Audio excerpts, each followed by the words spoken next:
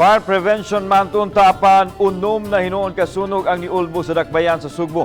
Sunod lang sa unom ka adlaw pa lang gani nga pagpatuman sa nga malikayan ang sunog.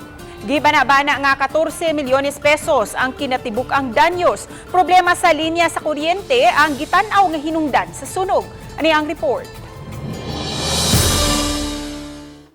Kagahapon lang adlaw, duha ka sunog ang miulbo sa dakbayan sa Sugbo diin unang nahitabo pasado alas 3 sa hapon sa Salinas Drive Extension, Barangay Lahog. 8 kabalay ang naugdaw sa sunog nga bidanyos og 3.7 milyones ka pesos. Samtang wala magdugay mitubag usab ang sunog sa sitio inahan sa kanunayng Panabang sa Barangay San Antonio alas 5:13 sa hapon. Gikumbati sa mga bombero ang sunog hangtod na paong kini alas 5:58 na sa hapon. Miabot sa 9.6 milyon pesos ang gibiling danyo sa sunog. Sukad sa pagsugod dining Fire Prevention Month, unom na kasunog ang nahitabo sunod sa unom ka adlaw nga narespondihan sa Cebu City Fire Office. Napay saktong supply sa tubig atong hydrant.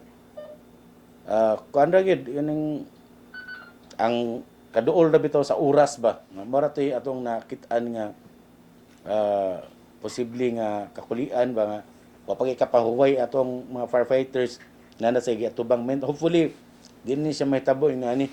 Kumon hinungdan mao ang problema sa linya sa kuryente nga depektoso. Mato ni Senior Fire Officer 2, Windel Villanueva nga posibleng wala maayo ang linya sa kuryente nga apektado dihang gikuso-kuso ang Sugbo sa bagyong Odette. Niadtong wa pa nakabalik ang power supply, ang open flame sama sa kandila nga nabiyaan ang sagad hinungdan apan sa pagbalik na sa kuryente. Ang mga wiring na usab ang posibleng hinungdan. Mas maayo nga atong i-revisit ang ato ang mga electrical connections, electrical wirings, posibleng na nadaot sa bagyong Odette.